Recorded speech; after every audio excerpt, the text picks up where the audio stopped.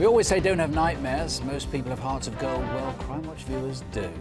Remember the elderly woman in Cardiff and her visit from two conmen posing as roofers. I knew something had happened. These princesses were in the bedroom. Why should they want to go across the bedroom? They had found and taken her life savings of £16,000. Unprompted by us, hundreds of people have offered cash, including builders determined to say not all builders are cowboys. A bank account's been set up and the woman, who doesn't want to be named, says she is overwhelmed by so much kindness. Incidentally, though, we are still looking for the villain of the piece. Thanks also for your help on two of the most high-profile cases of recent months. First, on the Sarah Payne inquiry. As you probably heard in the news, a man's now been charged. And thanks from the Met after our appeal on Damilola Taylor, which helped to gain more information from a key witness. Some crimes are simply unfathomable. However hard you think about it, it is impossible to imagine how someone could want to be so cruel to another human being. A week ago, near the road to Queen's Park Rangers football ground in West London, a boy found what seemed to be a torch. He picked it up, he tried to turn it on, and it exploded.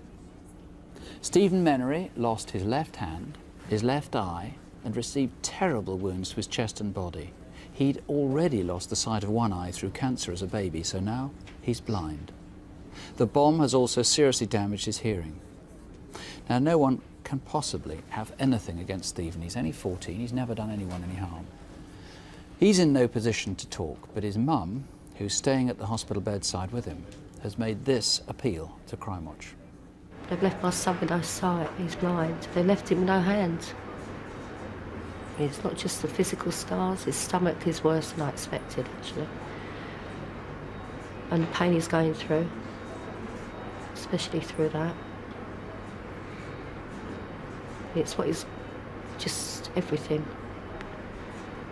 And you can only hear out one ear. What do you say? I mean, where do you stop? Where does it go on? Where does this nightmare stop? I don't know.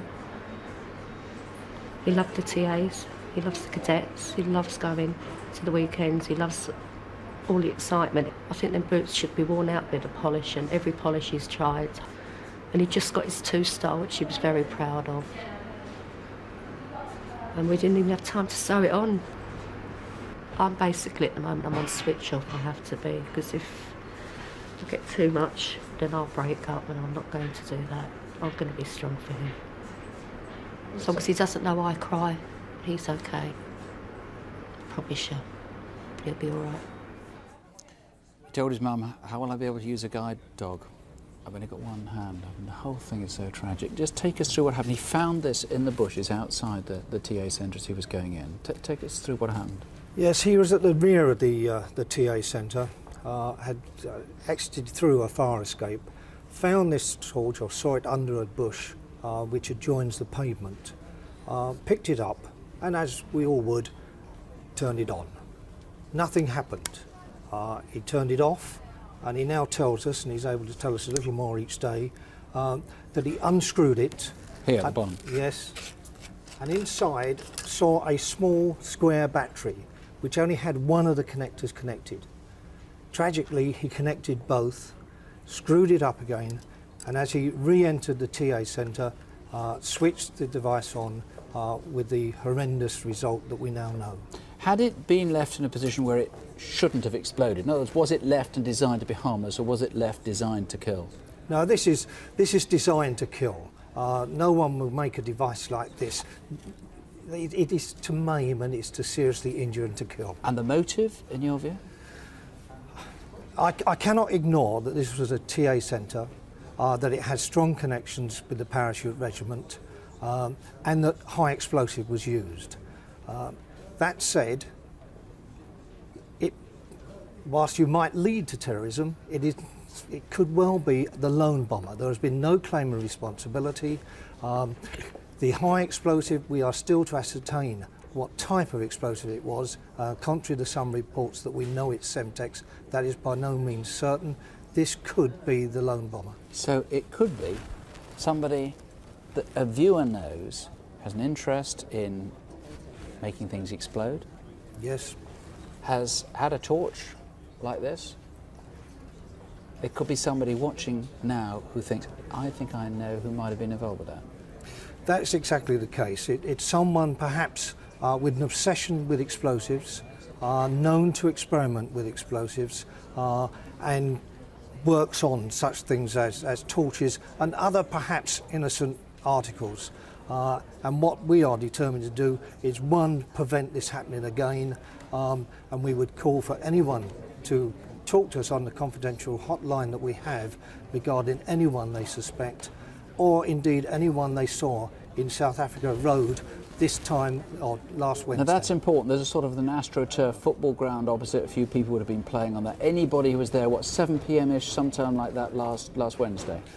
Yes, I would put a time from about 3 o'clock in the afternoon until 6:45 in the evening. Okay. So anyone in South Africa Avenue acting suspiciously, hanging around, please come forward and tell us.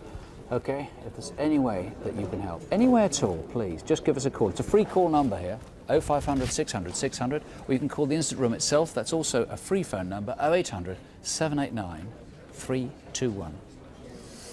Coming up in tonight's programme, 2 men leap over an off-licence counter and threaten the shop assistant. I was so scared, didn't know what they were going to do, and just let them do anything they wanted. The salesman stranded on the M62 in the most surprising car theft we have ever covered. A jewellery heist in London's Hatton Garden. And we'll tell you why we're looking for these four. In Caversham near Reading in Berkshire, someone is living with a terrible secret. 4 years ago, Katie Salvini lived in this street with her 2 children. She takes up the story of what happened on a day out with her little girl, Emily.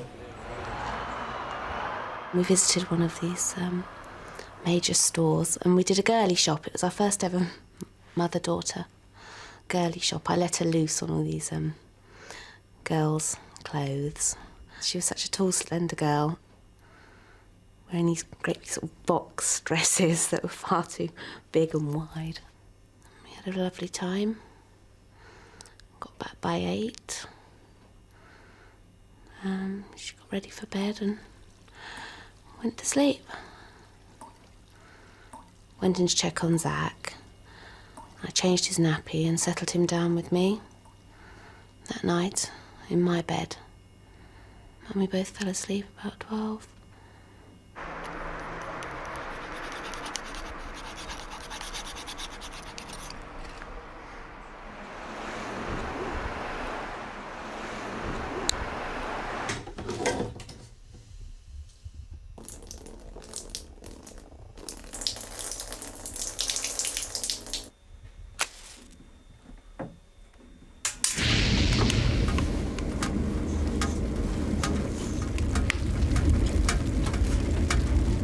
Whatever time it was, Zach woke up crying, which is very, very unlike him, which woke me up. I opened the door and I can remember a whoosh. I think my nightie went, I'm not sure. But fire, white, yellow fire, up to the ceiling. It wasn't even flames, it was like a wall. And it just whooshed into the room. Zach was screaming, he had to be got out. I opened the window and lowered him, it was quite a way actually, onto this ledge. I can remember him looking up at me in his nappy. But then, of course, my thoughts just went to him. We were asleep and my son came into our bedroom and told us there was a fire. So when I looked out, I saw a woman and a child trapped on a ledge across the street.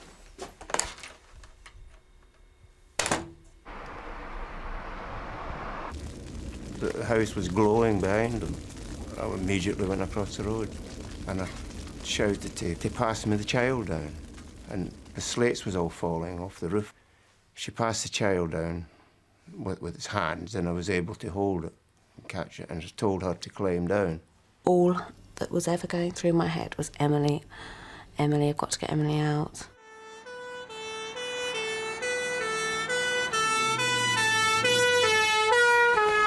Emily was found upstairs and was rushed to hospital. But Zach and Katie were also badly burned and followed on in a second ambulance. The only thing I can remember is asking about Emily, and the answer I always got is she's in safe hands. The children's grandfather got to the hospital soon after. I said to him, you know, go and find Em, please. And he came back, and it's my last memory, I think, for about 4 weeks. He came here, stroking my hair, and crying. And he just said that Emily had died. I mean, the fundamental issue is that there was a little girl who got put to bed and who died there.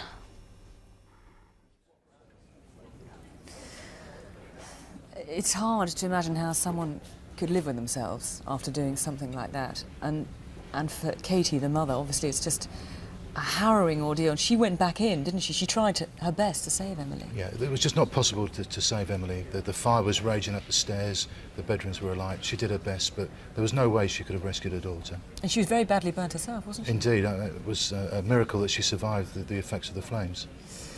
Now, it's been 4 years since this horrific crime. Why do we think people might come forward now? Relationships and their dynamics have changed in that time. People who felt that they couldn't tell us something at the time of the offence, when they were interviewed perhaps, can now come forward. Perhaps they're not in the same sort of relationship as they were earlier. I'm sure somebody locally has the answer to the motive and why this crime took place. We need to know that. We need somebody with courage who knows what happened to come forward and tell us why she was killed in her own bed in her own home. And what do you know about the person who did this? I believe the person's local. The whole thing was well prepared. It was a callous crime committed at a time when people are going to be in bed. The phones are deliberately cut at locations to prevent people being able to alert the emergency services. A callous, awful crime. Do you think it was a man or a woman? Can you know? I would say it's likely to be a man because of the height of which the wires were cut on the telephone lines. However, it could be a woman. And there were previous incidents to this as well, weren't there? Indeed. In the weeks leading up to this awful attack, there were a number of issues of damage. The telephone wires to the home address were cut. Katie's father's car tyres were slashed while they were parked outside the house.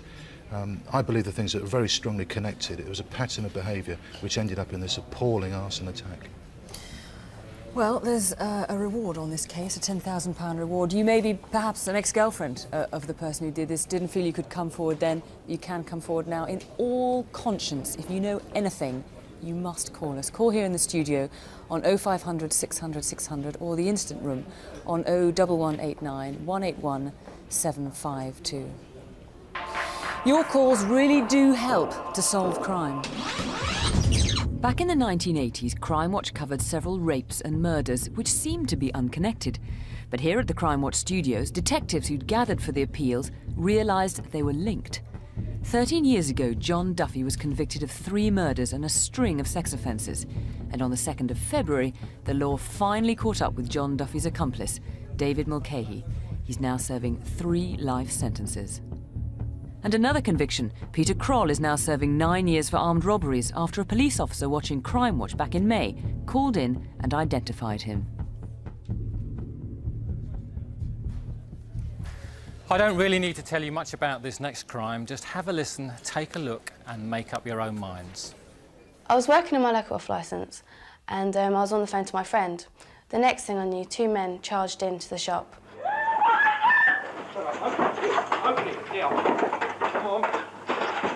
I was so scared, didn't know what they were going to do, and just let them do anything they wanted.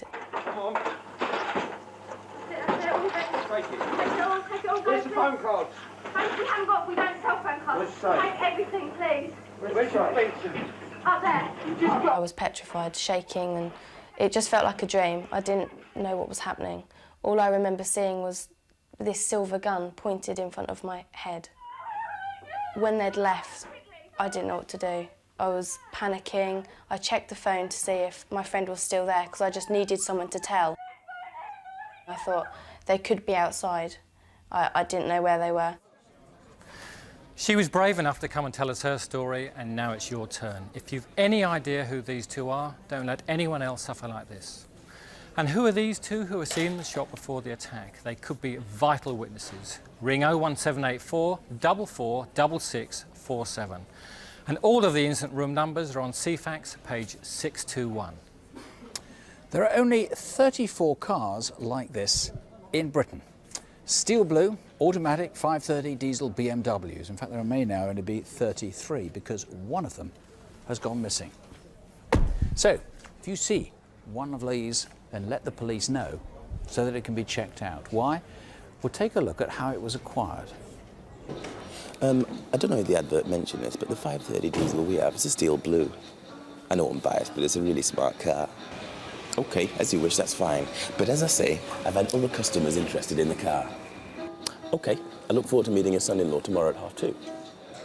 OK, take care.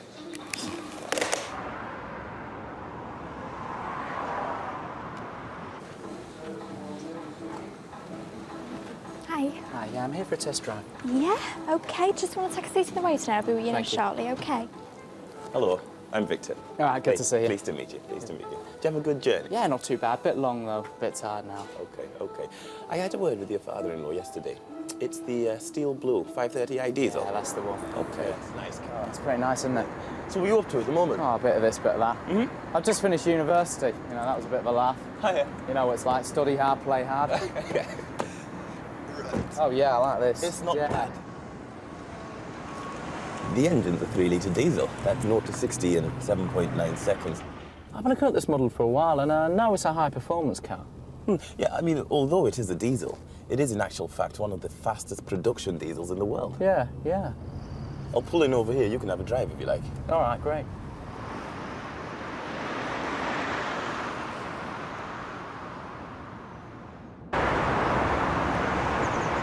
Yeah, my dad bought my brother a car, but he smashed it on the motorway. It was an M3. My dad's a bit angry with him. Sure. Well, I'm quite relieved, as you can imagine.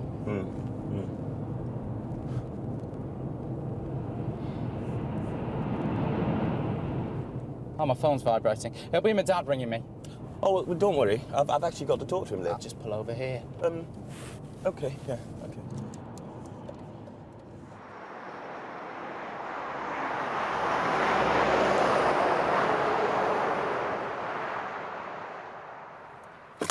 Get out of the vehicle and give me your phone!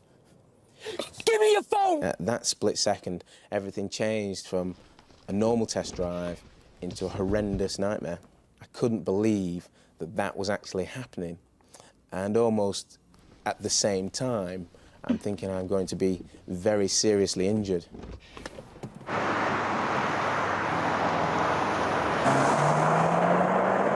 Wednesday, 6 weeks ago, 2:30 in the afternoon, where the M62 is joined by the M6. Did you see any of this? He was a smart appearance, nothing to ring any alarm bells. But one thing I did notice was he wore dark blue trousers with very, very tan kicker-type boots. Although this isn't in any way unusual to me, although he was very smart, to me it just didn't match his clothing. He also had woolen gloves and a woolen scarf, both dark blue.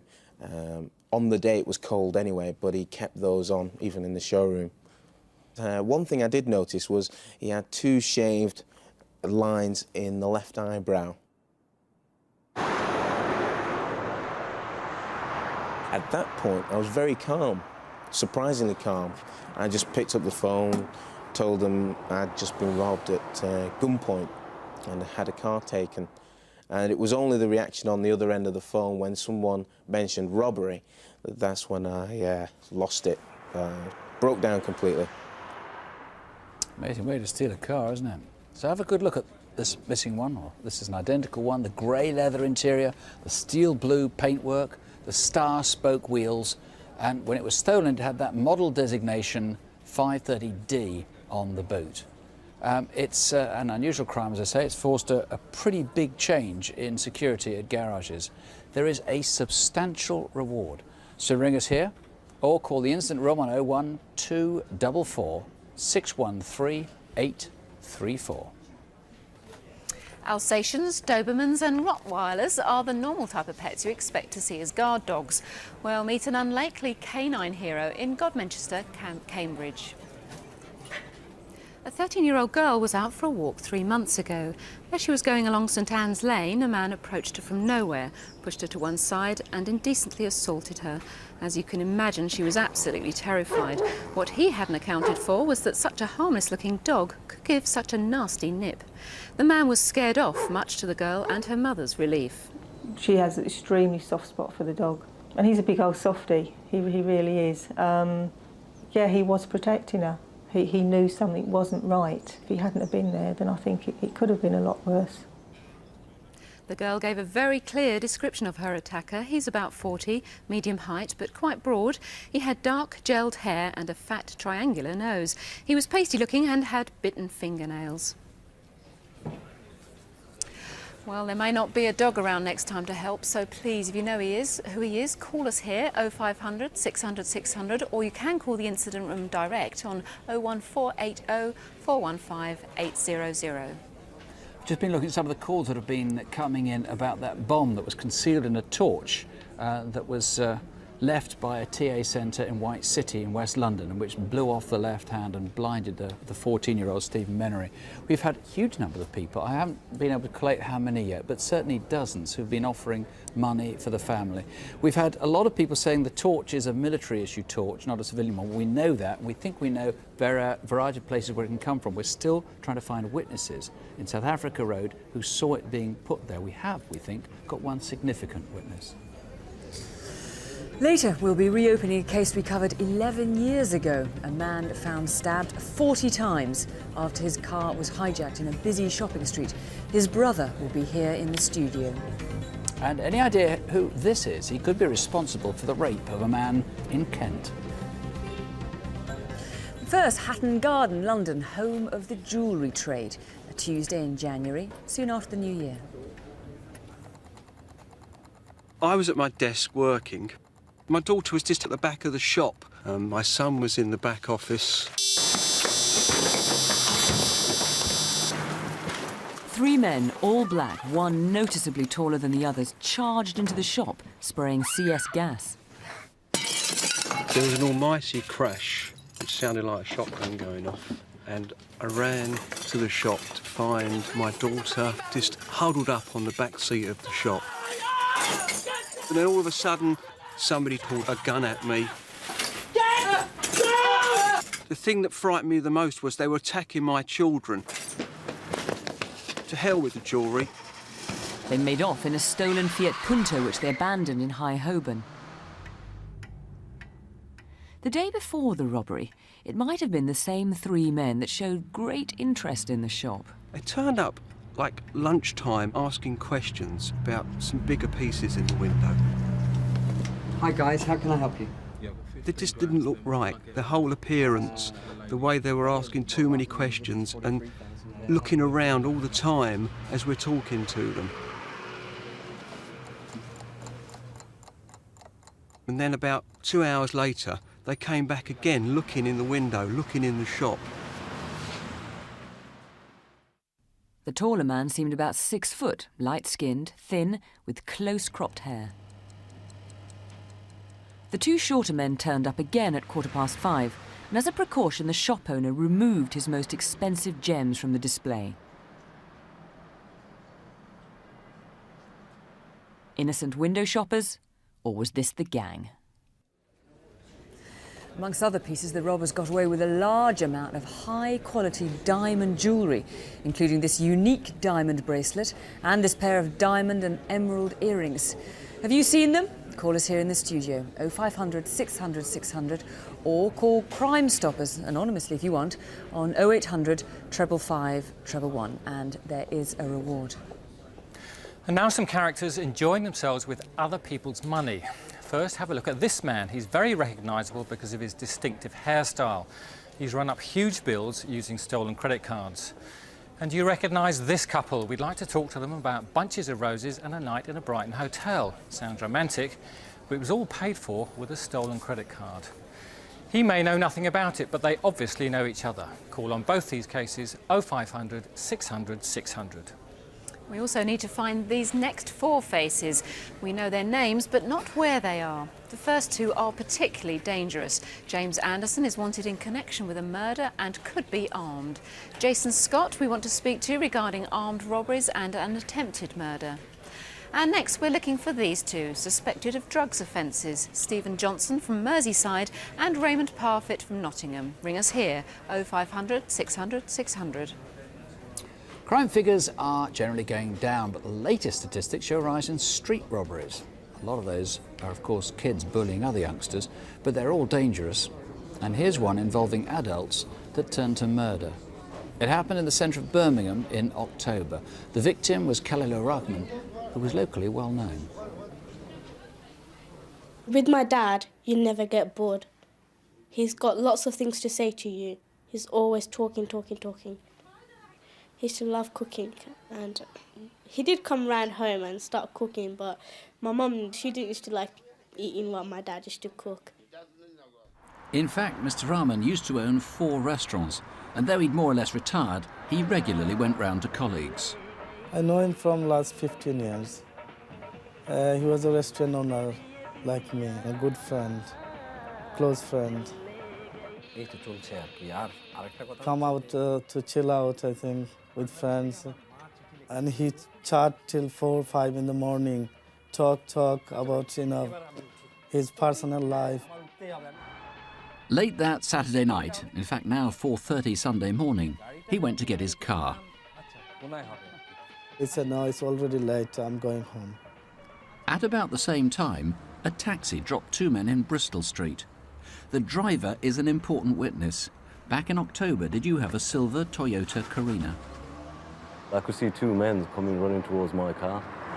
I didn't really like the look of them. They were acting a bit strange. All right, boss, you free, mate? No, mate, I'm booked. Yeah, no, that's all right, mate, come on. Lad, I'm booked. Take us to massage parlour, mate. There's nothing open at this time of the night, and I'm booked anyway. Oh, mate, they're open all night in Manchester. Come on, you're not trying to tell me... These men, they made me feel very nervous. I mean, I didn't like the look of them at all. 00 Bristol Street. The driver gave a distress code and other cabs quickly converged on Bristol Street to help him out. Realising that the cab simply wasn't going to take them, the 2 men eventually gave up, but they kept on asking for a massage parlour and wanted someone who would take them there. And one of the other drivers, he knew there was a massage parlour open down the road, so he just pointed them towards that massage parlour, and that was the last time we've seen him.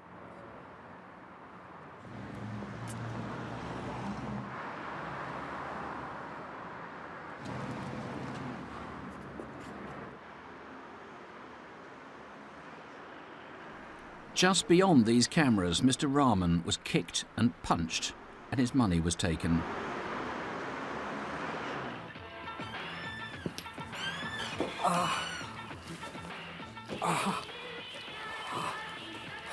Boshan, বলেন কি হয়েছে? He was saying that he got a pain in his stomach, sides. আমি আমার গাড়ির সামনে গিয়েছিলাম। গাড়ির সামনে যাওয়ার পরে 2 জন লোক এসে It's 2 white people attacked me and took my money. It was strange. We speak Bengali, and he was saying one of them used Pakistani or Indian word, which is a rude swearing word. Mr. Rahman was taken to hospital, while down the road another robbery was happening.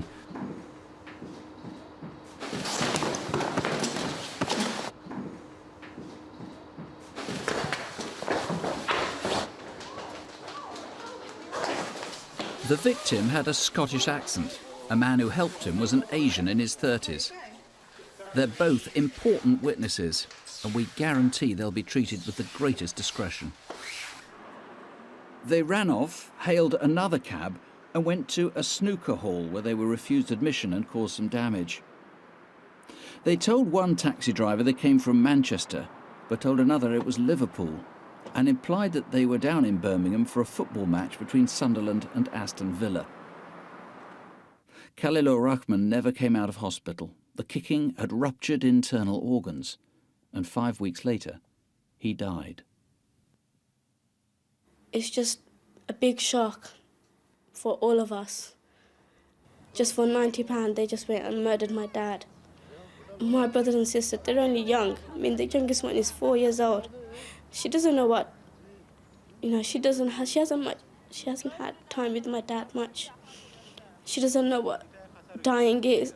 And when you talk about my dad, he's gone, she's saying, no, he'll come one day. Graham, I call this a robbery. I wondered if that was the real motive, because Kyla was actually kicked, as it happens, kicked to death after they'd stolen the money. That's right, we are treating it as a racist attack because, in part of exactly what you've just said, but also because... And then the second attack you know about, which happened, we're not sure if it happened, started outside the massage parlour. Maybe those two guys were just chased into the massage parlour. Again, there seems to have been racial abuse in that one. That's right, we know that from a witness that we believe some sort of insult was shouted at the Asian man, accompanying the Scottish man who eventually got beaten up.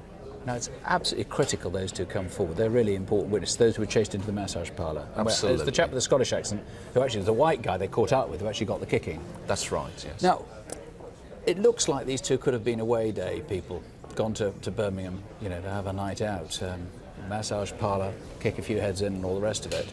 How are you going to trace them through Crimewatch? What's your best hope? Obviously, we're hoping that they've had a wild night out in Birmingham, they've gone back to wherever they originate from, and they've perhaps boasted to friends about the time that they've had, the fact that they've attacked a couple of people, visited massage parlours, and, from their perspective, had a really good night out. This is back in October, Saturday night, 21st of October. Supposing they've seen themselves on the CCTV, they know they're going to get apprehended, and they come forward and say, look, we didn't intend to kill anybody. What happens then? Well, obviously, I'm conducting a murder investigation. If they do come forward and convince me that murder wasn't what they intended, that would be borne in mind when considering appropriate charges. But obviously, the longer it takes for them to come forward, the more suspicious I become about what their intentions actually were. Well, bring us here in the studio. Free call. 0500 600 600. If it's you, if you know who it is, if you've heard anything. Or you can call the instant room that's in Birmingham, 0121 200 2552. And there's a Bengali speaker there if you're a witness to any of this. And if you want to speak confidentially on this or any other crime, you can call Victim Support Line, and the number there is 0845 30 30 900. And let me update you on that terrible case in Reading where Katie Salvini and her two small children were asleep in their beds when someone poured petrol through the letterbox and set the house alight. I opened the window and lowered him. It was quite a way, actually, onto this ledge. I can remember him looking up at me in his nappy.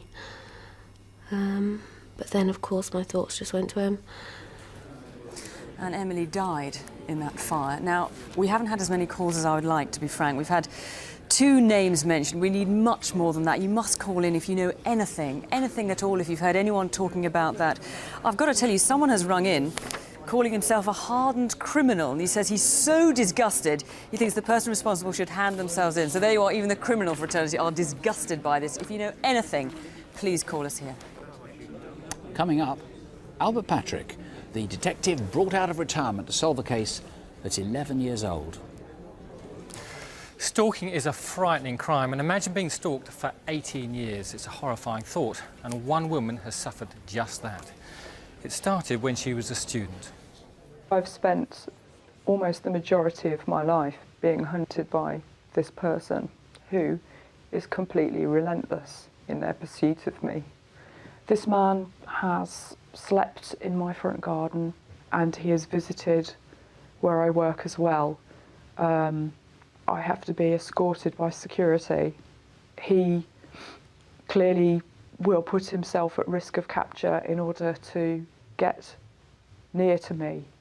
He's made hundreds of phone calls to places where I live and work, and he's sent me dozens and dozens of letters. It's like being haunted as well as being hunted. It feels like an invisible presence that's constantly after you. Recently, things have got much, much worse, and the letters now talk about killing me. They also talk about killing members of my family. And here's some examples of these letters, and believe you me, they are dreadful. Now, I've got one here which talks about the small print on the contract to kill you. That is frightening. Now, we're confident that Ben Bono can help. He's 54, he may be sleeping rough, and he often wears a top hat. This is what he could look like clean-shaven, and we need to find him. Call the Instant Room on 020 8733 3918, or here in the studio on 0500 600 600. Well, we obviously desperately need to catch him, as we do this man. He's a flasher and regularly patrols the London Underground, exposing himself to women. He was enjoying the fact that I was so shocked. He really... I was just so shocked I looked straight down and didn't look up again. I realised that he was actually masturbating. I just couldn't believe what I was seeing. There are now 16 reported cases, but there could be many more. He doesn't care what time it is, and the offences range from midday to midnight. He travels on various different tubes, including the Metropolitan, Bakerloo, Piccadilly and District lines.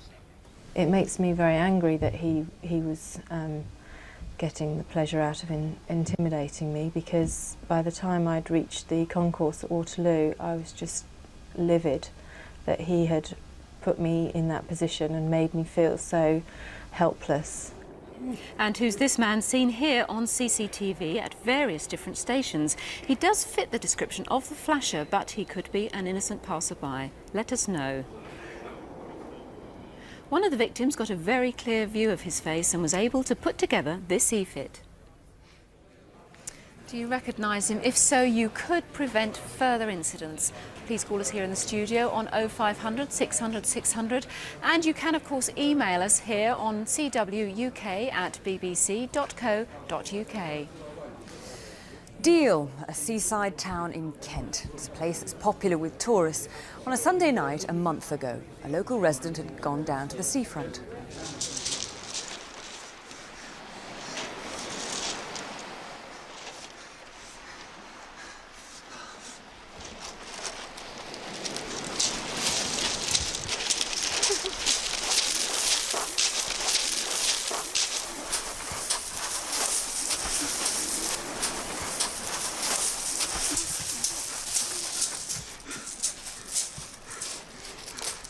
Hello? Operator, I need an ambulance.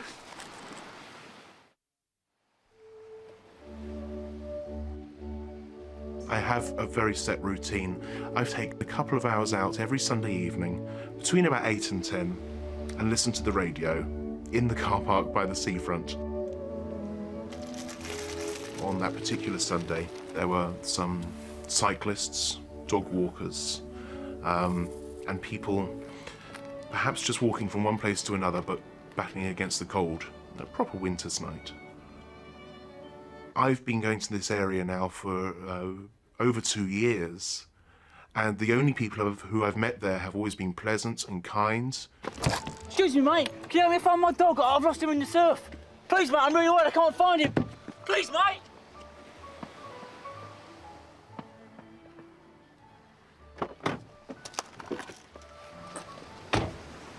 He went running on ahead of me towards the surf. It was quite low tide, so it was a long way down to the sea. I'm not the fittest person in the world, so I jogged relatively half-heartedly down towards the sea. Once I got to the water's edge, he was calling for the dog, and then turned to run towards me.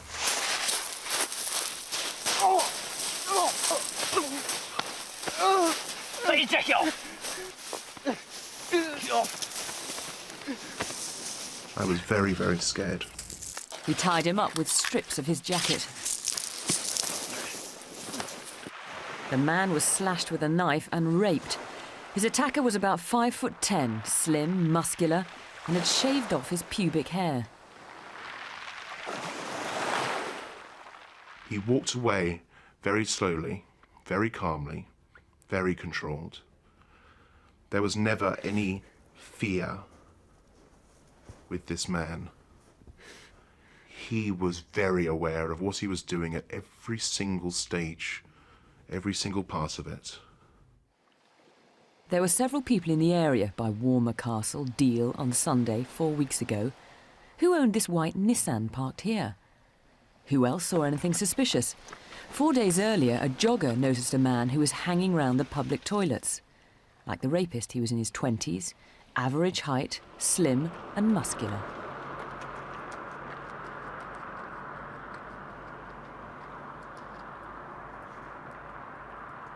My wife has been a brick, a real rock, a wonderful support for me, however hard it must be.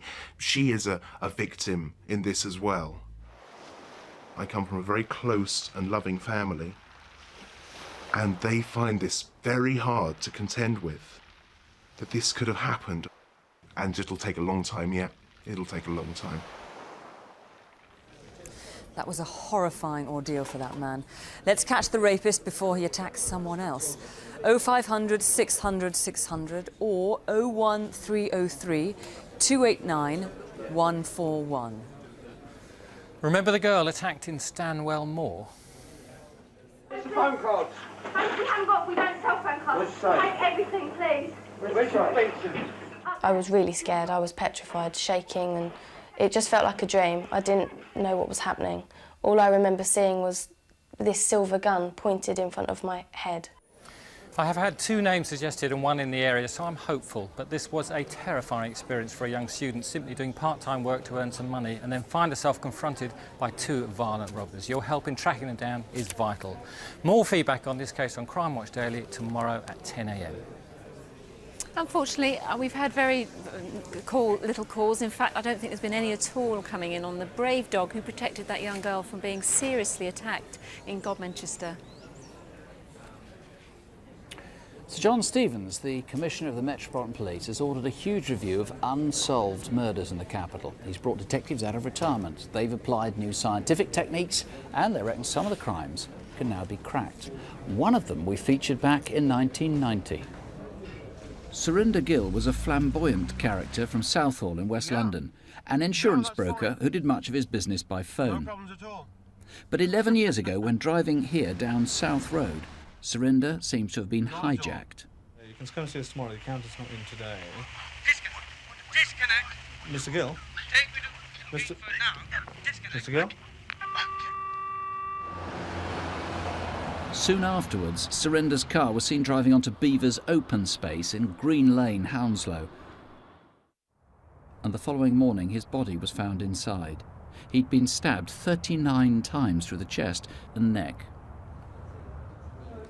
Well, this is Harpal Gill, who's Surinder's brother, along with Albert Patrick, the detective who's now reviewing the case. Harpal, after 10 years, are you pleased that they're now reviewing it? Yeah, I'm pleased that the police haven't given up hope, and I hope the public too will not give up hope in finding my brother's killers. This was a particularly brutal crime. What have you got in terms of motive? Why do you think it happened? It's I must keep an open mind. It's got 3 or 4 motives that could be responsible for Surinder's murder, and obviously through this programme we'd like to appeal to whoever knows to give us a ring. Take us through what those possibilities are. Yes. One, he did have several girlfriends, and it could be revenge because of his womanising, for want of a better word. That would account for sort of the real ferocity of the attack. Certainly. He may have owed money. He was in some financial difficulty, so that's a motive. And there's also intelligence on the file that suggests that he was involved in drugs, although there's no hard evidence to suggest that is a real motive. And he had no criminal background. No, he was a lovely guy. At all. But obviously anybody who knows anything about that, you badly need to hear from at all. You did, I know, after the programme, you got somebody saying there was a white vehicle that was involved, that was in tandem with his own when he drove off. A white vehicle, perhaps a Cortina box type, was seen in South Road with a man with a crash helmet, and then much later, about an hour in Salisbury Road, near the crime scene, near the murder scene, a car in tandem with Surinder's car veering through the back streets. And you found an e-fit from 10 years ago, which was never released at the time. It's a very peculiar looking e-fit. Yes, it is. It's the lady who drew the it's an artist's impression. Yes, it's an artist's impression. 11 years ago, she described it as male with blonde hair, and he was laughing in the front passenger seat, and I believe, Surinder was driving the car at the time. And then she said to me last week that it could have been female. So again, that person, whoever that is, who knows who he is or she is, please ring. Asian and white together. Yes. You got a letter 3 months after Crimewatch. That's right. Typewritten letter, very important. It mentioned the Holy Smoke Gang, it mentioned all sorts of other things. Whoever wrote that letter obviously wanted to help then. Yes, and I need him to pick up the phone, he or she, to talk to me, because so much intelligence in there. I do need to talk to them anonymously if needs be. Harper, supposing somebody says, look, this is all 10 years ago, there's no point in me ringing in now, dredging it all up again. Well, even after 10 years, the pain is still there. I mean, I just want to take this opportunity to appeal to anyone who has any information, even after 10 years, to just come forward and share this information and help ease some of the pain. Well, call us if you know anything, 0500 600 600, or the incident room, 020 7321 7352. And can you tell me who this is? He could be responsible for up to 13 armed robberies, all in Worthing in Sussex since Christmas. Invariably, he wears this beige jacket with a hood and produces a shotgun from a white carrier bag. We're going to catch him, and with your help, even quicker. Call the incident room on 0845 60 70 999. And now another story about people walking into shops and taking what is not theirs. Have a look at this man in a jeweller's in Warwick. He's pretending to be browsing and is then joined by 2 others who distract the shopkeeper while he scoops up the rings. Call us 0500 600 600. 3 sexual assaults on the Isle of Wight towards the end of last year. Each time the women were leaving the same nightclub in Carisbrooke on the edge of Newport. Each time they managed to fight the attacker off. Not surprisingly, the police are worried about what he might do next.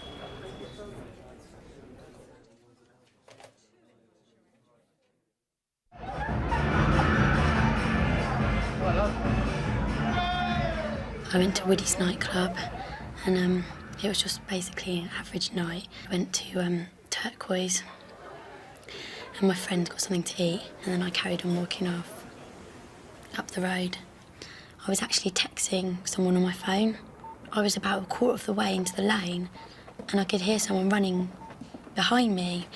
So stupidly enough, I just moved to the side so they could get past me, but it was then that they grabbed me. I think I felt too safe, and I do admit that because nothing has ever happened to me like this before.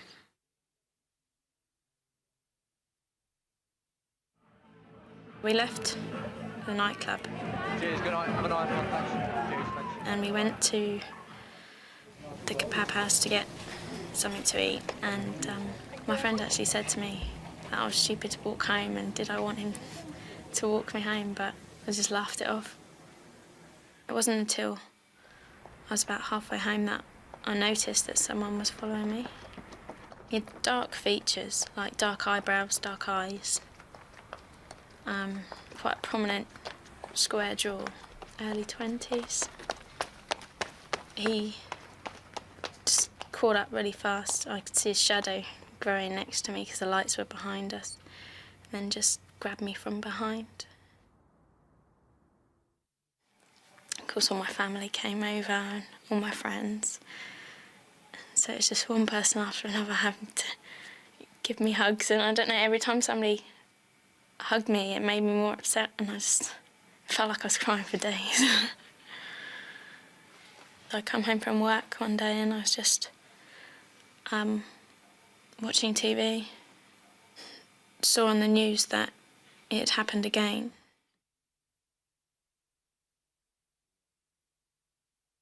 It was about 1:30 when we left Woody's, and we walked up to Turquoise, and my sister and her friends were going into Turquoise, and I said I was going home.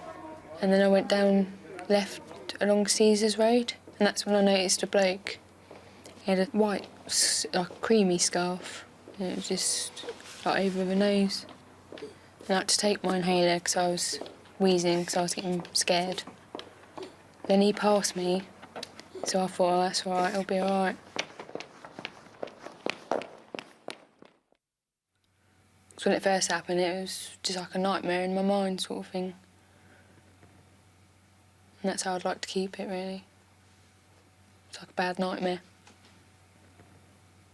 I just really couldn't believe it was happening to me. I was just so scared. I just look at people in the street and I think, you know, I could walk past him and not know. We're looking for a man who goes out dressed in black and may own a plain white scarf. He could be local or taking the boat over specifically to carry out these attacks. He's got to be stopped. 0500 600 600 or 01983 538 634. Next month on Crimewatch, the net is closing in on a murder in a restaurant that happened in 1998. When I went downstairs, I started calling her name Choti, Choti, in a very frantic manner. Then I went to the storeroom and I found the body. Just to bring up to date with some of the calls we've had so far, still on that torch bomb in West London, we've got that one potential witness. It still hasn't been checked out, so I can't ground that and tell you just how significant it is, but certainly the investigating officer says that he thinks it could be quite important. On the arson attack in which the little girl died, still there's two names, and again, if there's anything more that we can tell you about that, we'll do so shortly in Crimewatch Update at 11:05. On the BMW, 5 names have come in for that. 5 names, and all sorts of sightings of that stolen BMW, possibility all being looked at the moment. There's a name come in too on the Hatton Garden robbery. That was the jewel thieves, the 3 of them. I'm not sure which of the 3 that was. As I say, Crimewatch Update is at 11:05. Do join us then, and whatever happens, don't have nightmares. Do please sleep well. Good night. Good night.